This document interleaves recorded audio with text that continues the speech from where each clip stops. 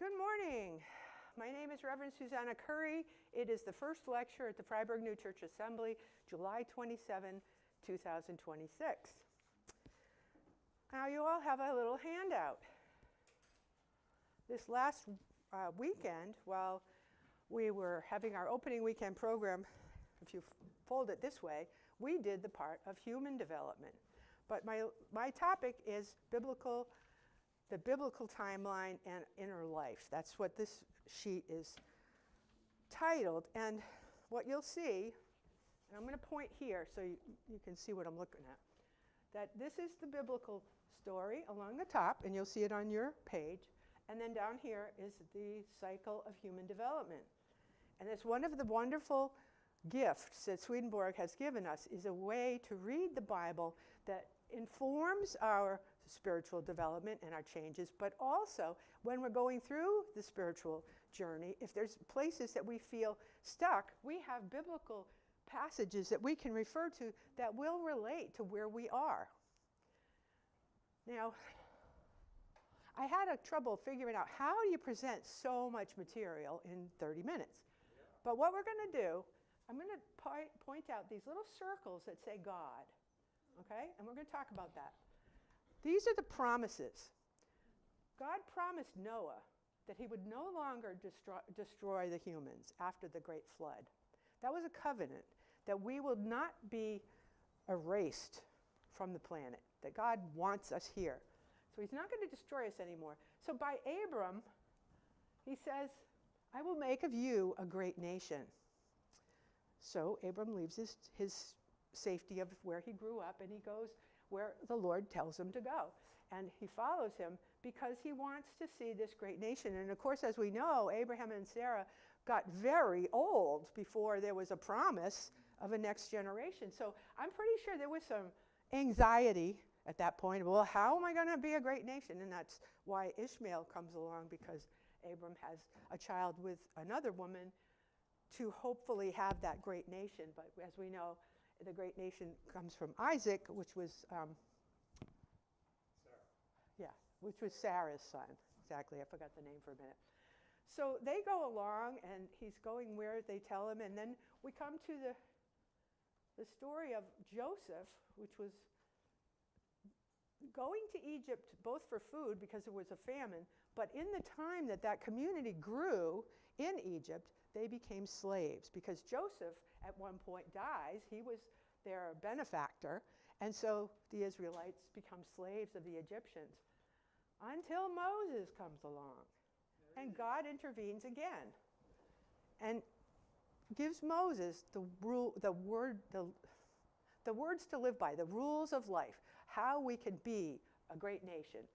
And as we know, Moses went to Pharaoh, and this is the whole Bible in 1/2 hour. I'm sorry. Okay, so then Moses leads them out of Egypt. He gets the laws. They know what they're supposed to do, but where are they supposed to do it? Well, that's the promised land that has been envisioned and expected. And in the promised land, they live in community, and they have a system of judges where they discern this law of how it applies to the community. So God's intervention is always giving them a next step. No longer will I destroy you. I'll make you a great nation. These are the rules to live by. And by the time they have a king, the God intervenes and says, this great nation will be forever. But as we know, David's kingdom had its ups and its downs, but God's promise is that there will still be a great nation forever. Then in the journey of the Israelites, the temple is destroyed. They have to survive apart from their native land. They are exiled, and there's some disbursement of the community, but then a new life in the community that was in exile. So that when they came back, they were still that great nation that had been predicted. And then we get to the New Testament where Jesus arrives. Now we have God on earth inside individuals and community. And that was Jesus' message, is that I will be with you. I will come to you. I will help you. And Jesus gives us a a human example of how to approach God. When I was younger, I used to think of God as just this amorphous. What's that? Oh, sorry. No problem. What was I saying? When I was young, I thought God was this big amorphous energy. I didn't have any way to relate. I just thought, oh yeah, God is good and goodness is great, and that's what we're supposed to do. So Jesus came to give us a human example and a human relationship to reach God, because Jesus was God on earth, showing us how to live, giving us the example of humility and service and love for the neighbor and love for the outcast, and all the things that Jesus came to say was to say, love God and love your neighbor. Those are the two greatest commandments. So that's this journey that's through the biblical story. So how does that relate to us?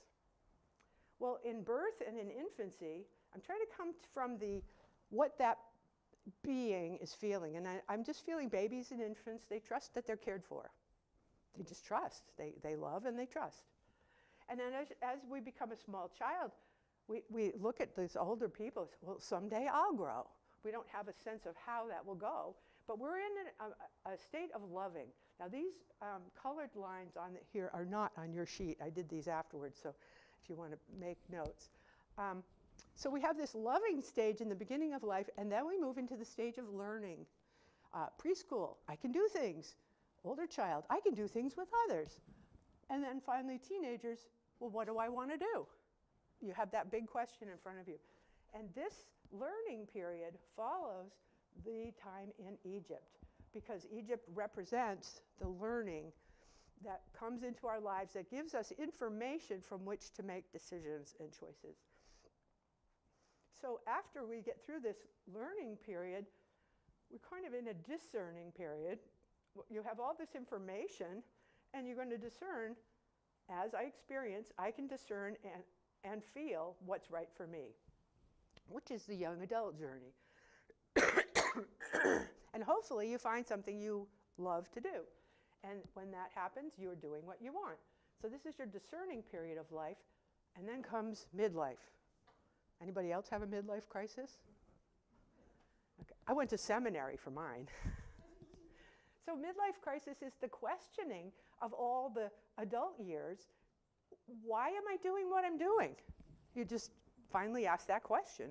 And what hopefully comes from that period of wanting to understand more is that final stage, which is authentic living, where you have faith that God is with you, you can be yourself, be in community.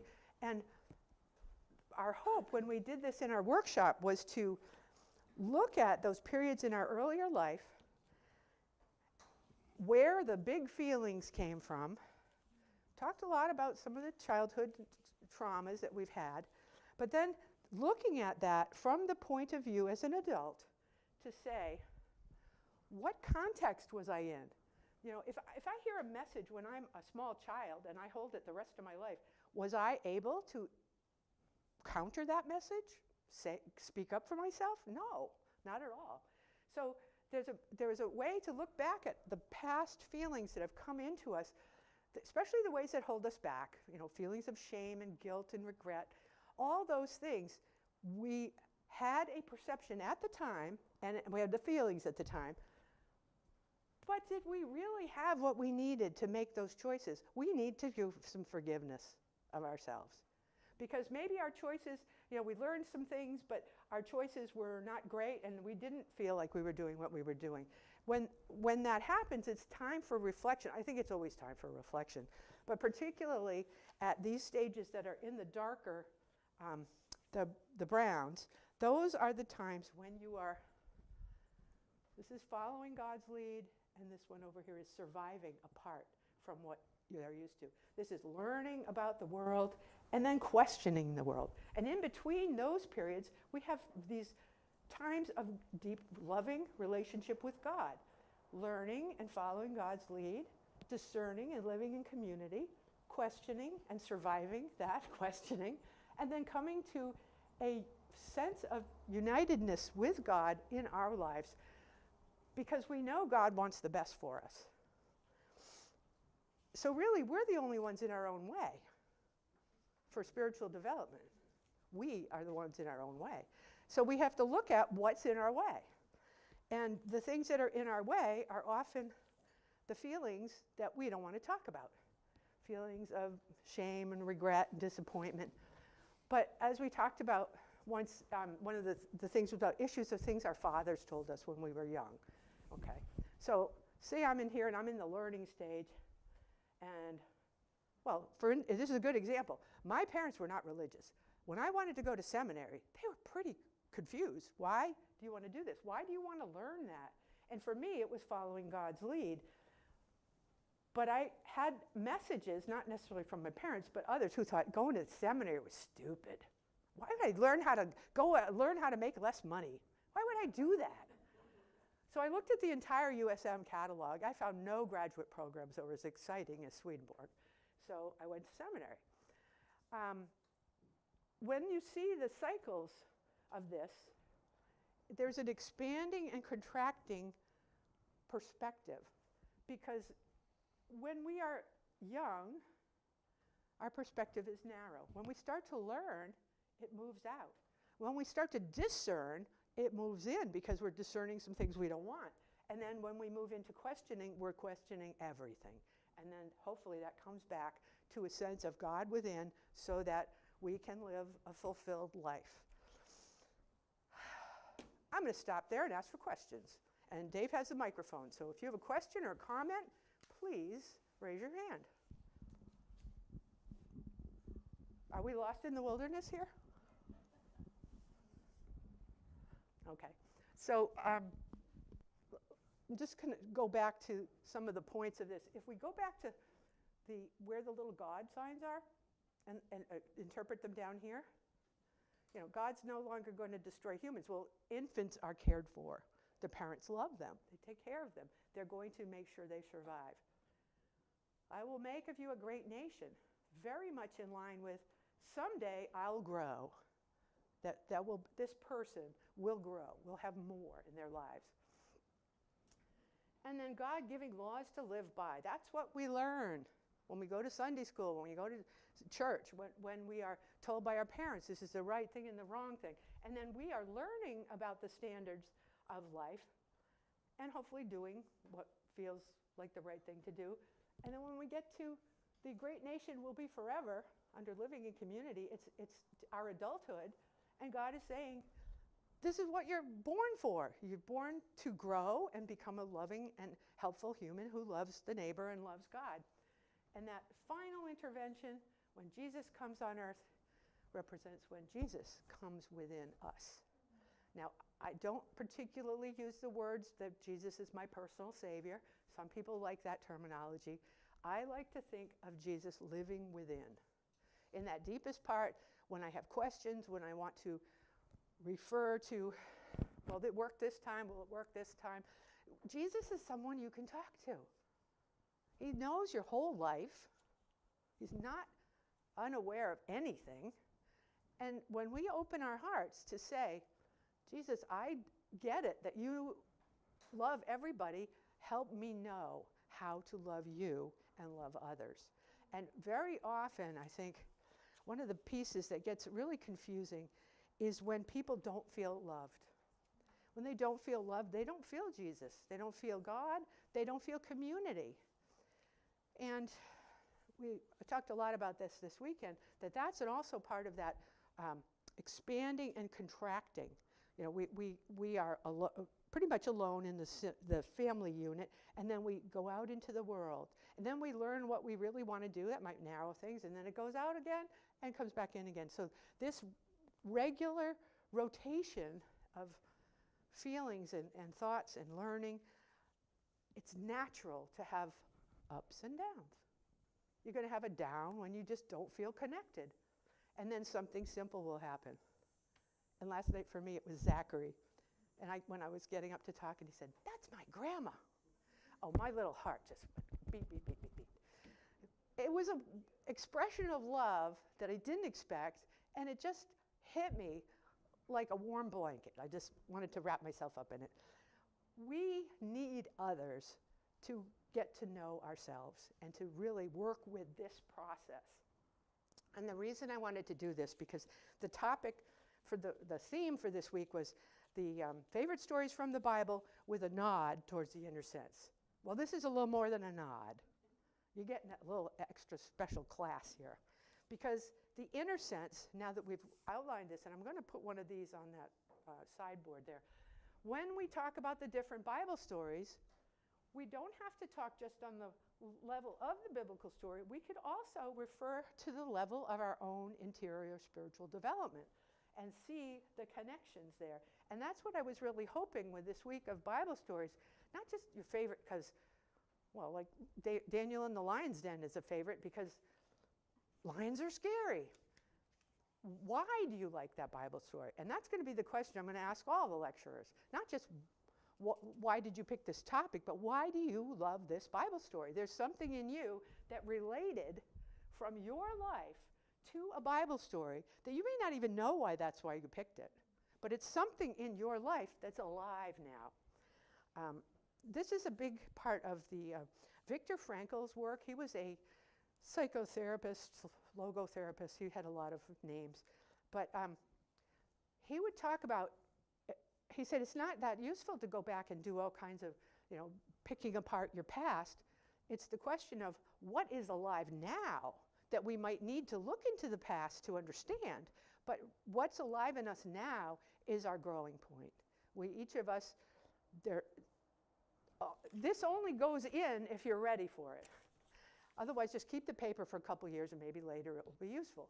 But the idea that you need to be open to ideas before they get into you and you make them your own means that we need to listen to other people's stories, and that was the joy of our opening weekend program.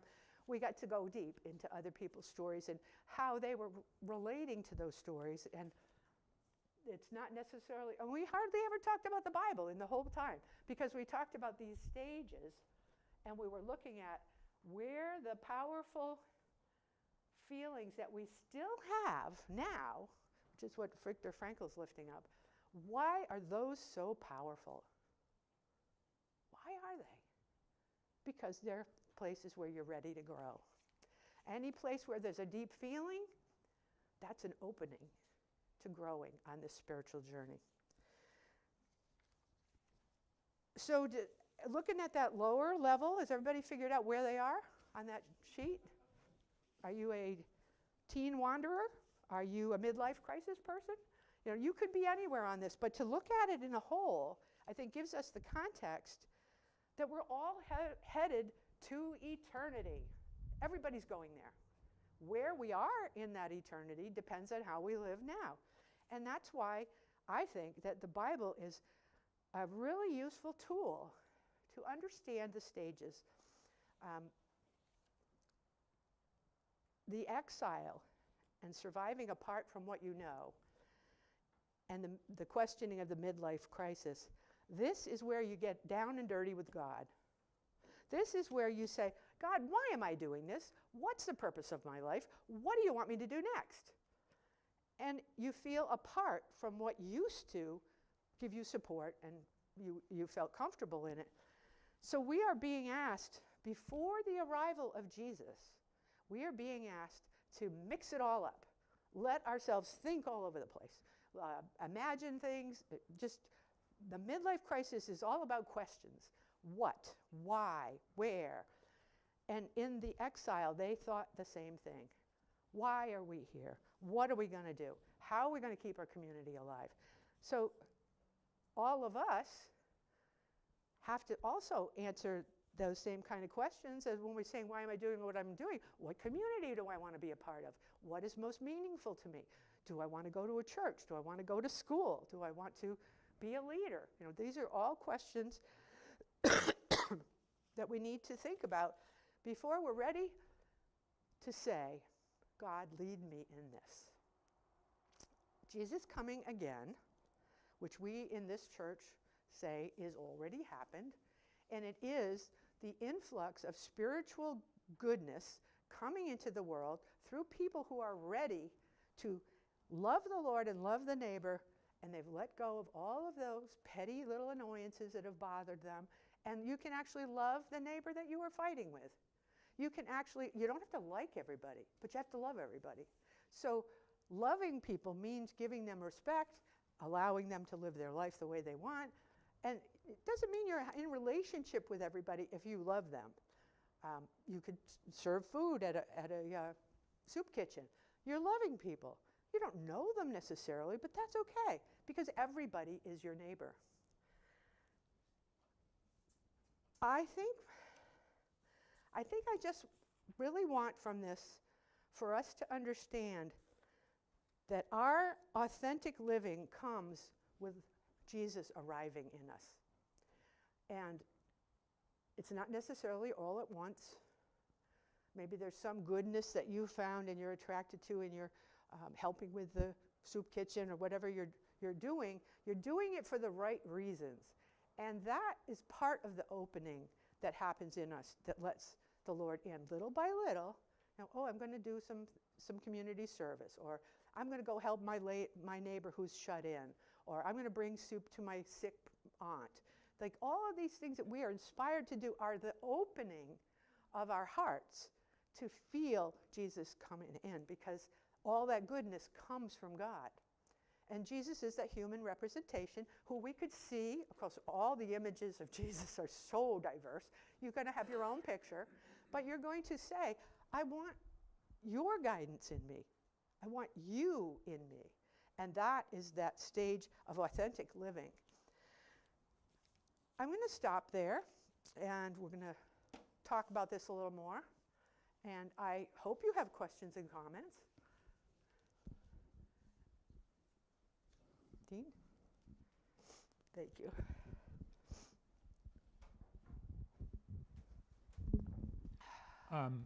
I'd like to just comment on when the Israelites got kicked out and they had to go to the Babylonian time.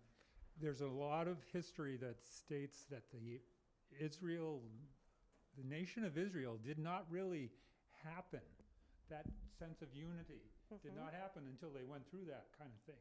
This kind of, oh my God, the whole world is falling apart. What are we going to do? How are we going to fix this? Keep the microphone near your mouth. My mouth? Sorry. Anyways, that's adversity is how we finally get our stuff together. Yeah. We face adversity, and we find our place with it. One of the examples that I used in the group this weekend was I had been kind of afraid of the Jehovah's Witnesses coming to my house. And so the day that they knocked, because they would reach everybody at some point, they said, can we tell you about our faith? And I said, oh, wonderful. I'm a Swedenborgian. Can I tell you about mine? And they said, oh, I guess you're okay. And they left. But here's the thing. When you stand for something, other people, you allow them to stand for what they stand for. You're not going to disrespect them. But if you don't have a sense of yourself and what you believe, you could go in this group and do what they say, and go in this group and do what they say. You know, that is a lot of what a lot of churches want to tell you. If you do this, you can belong. If you don't do this, you don't belong. I would like us to consider that everybody is going to make mistakes, choose something, they decide, that's not really for me. Because our journey is not a straight line. Our journey is kind of a zigzag. It's all over the place. And this is why trying anything new, going to some of you are new at camp, going to a new church, going to a new study group or a focus group for something. Every time we enter a new community, we need to remember, we're not just going there to get something. We're giving something. We're bringing ourselves. We are bringing who we are, and God is pretty proud of who we are. So why wouldn't God want us to be more ourselves in the world? And let people know what you believe. Let people know and be okay with arguing with them. If they need to tell you different things, you can say, well, that's just not right for me. We can do it respectfully. But everyone is going to find their own path. This is a general guideline. and I will tell you, I made a mistake the first time. I had Joshua and Moses mixed up. And I got to that point in the story, I'm like, wait a minute, Joshua can't come first. That was wrong. So we're going to make mistakes in everything, and we're going to forgive ourselves. Someone asked me, a young guy, and he said, how could you be married for 50 years? What's the secret? And I had to think for a minute, and I just said, forgiveness. You forgive the mistakes, yours and your partner's. There is no reason to hold on to a bad thing that might have happened and have it influence the rest of your life. I was told at one point that I couldn't sing. It took 6 years before I sang again. 6 years where I didn't sing because there was a comment. It was a side eye. I don't even know. And yes, you're hiding yourself now. You're the one who did it. I'm sorry. But then I met the Portland Church, and I had Lori Turley as a choir director, and she said, of course you can sing. And they got me involved in singing again, and I've never stopped since. But these little things, your father says, no, you can't be this. You have to be something else. You might hold on to that until you're dead if you don't take the time to look at what holds you back. What ideas or thoughts or experiences have hurt so much that you're not going to let that happen again. Because then you don't take risks, then you don't try new things. There's a lot of good in going back to the bad and the things that have influenced you in a way that you don't want to keep. And that was what we burned in the fire pit last night. All the things that we didn't want to keep anymore. We're done with them. We're going to start anew. And even though I've been here for 35 years, I still feel like we're starting anew every week. And every week of camp, and here we are, all together again. Any comments? Rebuttal? Lynn?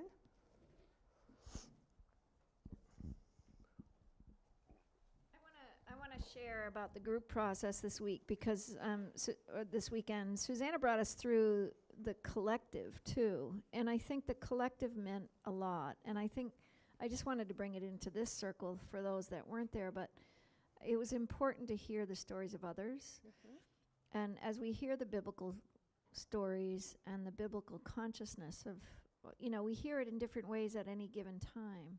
And it's through that community and collective, at least for me, Roz shared something, I hope that's all right. But her mother had given her something, and then I was given that same thing, like my mom gave it, even though my father had given me something a little bit more negative around artistic. My mom gave me this beautiful photograph at graduation, and it really, I dreamt about it last night. It was kind of like I had given it to a friend, and she had just passed, and I'm like, I'm going to ask to get it back, just to bring that forward, to not carry the old story. But I think it's the collective and the community that brings us forward. And I appreciate you all. Thanks. I want to lift up a comment that Carol made last night, which is we're all creative. Now, that might sound like, oh yeah, everybody can draw a little picture. Well, we're all creative in different ways. And our creativity is something that we are exploring, and when we find it and we find joy in it, we can add that to our lives. That creativity is a way of expressing something that's within, outside of yourself. And I know crafting's always been a big part of lectures, so we have creative people right here doing it as they listen. There are many ways that creating something will help you in your thinking, because it doesn't come from your brain. It comes from your heart, and it comes from your desire to experience something. And creativity is, it's something we can do together. And that's why I wanted to lift up what Carol said, because she's offering us an opportunity to be creative together every afternoon at 4 o'clock. And that's a spiritual practice. It is a spiritual practice to figure out what wants to come outside of you. And the opposite of that for me is when we are holding in our creativity, there's a frustration. There's a sense, if something is ready to come out, it's important to let it out. because that is something that is speaking to you. It is the Lord speaking through the actions of your hands, and what you came up with is what God wants you to see. You did it for God. You didn't know that, but that's who you did it for, so that God could see what's inside of you, and you could look at it and try to make some sense of it. There's one other thing. I don't remember. No. That's what I love about lectures. I can talk for 20 minutes and I can't get interrupted if I don't want to. Trevor. I wanted to comment about what you said about one thing that makes marriage last. And Nancy and I have been in our 28th year together now, and the forgiveness is a huge part of it. And not holding on to this or that or eye roll, the other. And another thing is constantly falling in love over and over again with the same person. Yeah. And it just helps it so much. That's beautiful. Thank you, Trevor. Beautiful, man.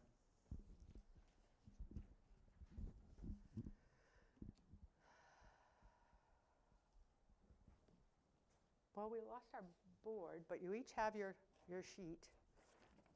Anybody find where they think they are now? We have any desert wanderers? Yes. Midlife crisis? Yeah? And that's the beauty of being here together. We got a lot of people in the same age group. And like the teens, they all are having a same age group experience. Catherine. Thank you. And that just reminded me, because I think I'm in the midlife crisis again too, right? Like again. And so that these are not they're not linear. It's not a linear path. That it's kind of, it's this more the spiral, windy road that you just keep going around and around and around as long as you keep going. But you might find yourself moving forward, backwards, up and down at any point. Yeah, absolutely. And there are big experiences in our lives that halt us at certain stages. That when we go through a move, or start a new career, or lose an important person in our lives, we kind of need to have a pause to just ask the Lord's help through the changes, through the grief, through the transitions, because they are always going to be difficult.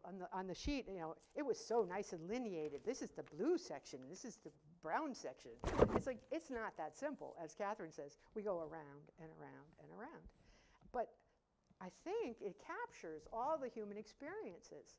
So I like to think of this, we talk about wanting to be a better person, and we look to Jesus as the ideal. But we're not going to be Jesus.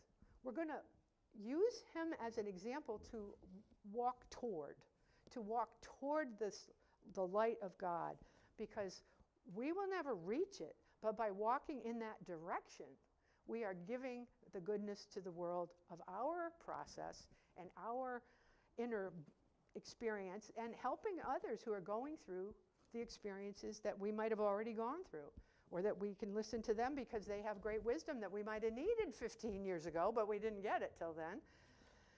I don't know if you've had that experience where the perfect thing, the answer to a question from 20 years ago, oh, I get it now. It takes time to go through this process of life. And as I put with the infinity sign at the end, this is just the rocket. This is the first stage rocket that I talked about last night. We have to let go of all the stuff that is not helping us so we can go on to the second stage rocket, which is the heavenly journey. This is where we are prepared. This is where we learn about ourselves, where we learn about good and truth, and where we learn about how God can work with us when we let him. And this is important. Angels and the Lord are totally respectful of our free will, and they will not intervene unless we open the door and say, come in and help me. I need help with this. That's a big part of it. Sage. Just in connection to the idea of a spiral, I know you guys are going to do a book group on the Chelsea's IFS book, and she'll be here next week. And I think for me, the more I'm journeying on this journey, I think that there's many different parts of me that are all at different stages of the journey. And that's actually helpful, because that reminds me that there is a part of me that actually is at the end of the journey. that's holding all of the other parts. So it's not even a spiral, or it's just many different things happening simultaneously. That's a very interesting perspective, to take all of these and condense them into I mean, I hate to say it because it's hard to talk about, but there is no time and space. It's only now. But like you're saying, it's all happening in different parts of us at different times. And it's always available. It's always available to us to live an authentic life.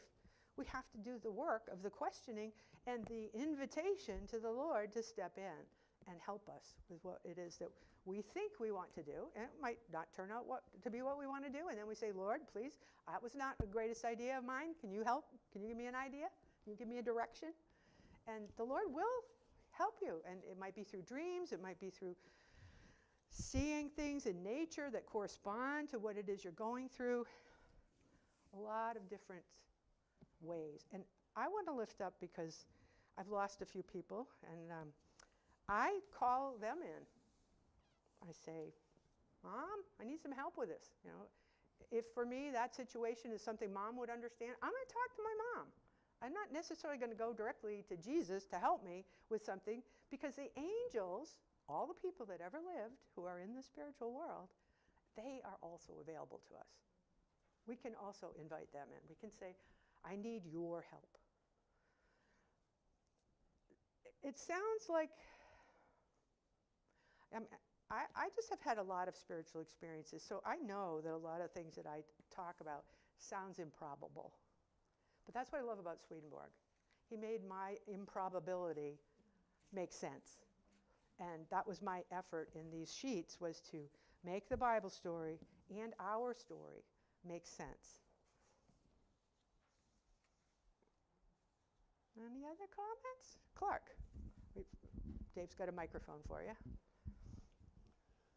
I appreciate the encouragement to notice that we don't live in time. I mean, we live in eternity. However, our brain is in time and space. And so what I've noticed, and this is what I'm going to be reflecting on later, that every one of these has its own cycle. And the time it takes to go through them is always going to include some ordeal or task you have to accomplish. And as much as I know interiorly, modeled on what Jesus did, that it's going to work out, it's going to come out well in the end, as he says he's going to rise and live forever. There is always going to be in every single cycle that moment when I don't know that. And that is an opportunity that the Lord gives for us to actually acquire for ourselves in time and space this reliance, this trust, this dependence on the Lord for our life. And if we don't I shouldn't say that. Going through that cycle is what takes us into the next stage. Right. And it takes work and practice to remember the hope and the trust, to bring it down and be applied to our brain, which is always going to be in time and space. Right. So I appreciate looking at the whole scope of the entire Bible here, and it encourages me to remember that there's not just, there is a spiral, but there's also season after season after season, cycle after cycle after cycle, and that's the way it's supposed to be. Right. Seasons is a good way to look at that, because we have a new thing in our lives, and we're like spring, and we burst forth with that, and it blossoms and flowers and fruits. And in the summer, you have the fruit and the joy of the shade trees, and then you come to the fall, and there's the harvest. All the fruit that has been born comes to us for our nourishment, and then we have that downtime in the winter when everything is quiet. And we are like that. And in the cycles of our life, frequently will follow the seasons of the year. I don't know about any of you who've lived in Maine for very long, but mud season can be really depressing. Everything is muddy. Catherine's nodding her head. She's experienced that. But that, when everything's muddy, isn't that a spiritual condition too? Everything's a little muddy, So we have so much, and that's why I want to always lift up nature as being also the Word. That this is the Word that was told through the story of the Israelites and Jesus in the New Testament. And God is speaking through the Word. God is speaking through nature all the time. The example that comes to my mind, we lost a good friend, Dean's best friend, when we were in our 30s. And I was walking along a beach one day, and I was like, Mark, can you just show us a sign that you're okay? And this was a totally pristine beach with nothing on it. And I walked along, I asked that question, then I looked down, there was a sand dollar at my foot. I'm like, thank you for letting me know you're okay. Because we have communication with the next world when we invite it. And Swedenborg does warn us, not go searching for spirits and angels because you're curious or you just want to know, to be able to say, I've done this. Because we are so limited. We have no idea how limited we are. And spirits and angels are way beyond us. And one of the phrases someone shared with me is if you didn't trust Uncle Harry when he was alive, why would you trust him when he's dead? Just a way of thinking of the spirits. Sometimes they got good intentions, sometimes they don't. And that's that teaching about this, the angels on one shoulder and the spirits on the other, and they're constantly giving you ideas and information, and they're just waiting for you to resonate with something. Because it's not until you resonate with something that it comes inside of you and becomes part of you. And then that's usually, there's some action that comes from that. Have we had enough of the Bible? Do we need a longer break today between lectures? Okay. Nate says yes, so. Okay, we're done for now. Be back at 10.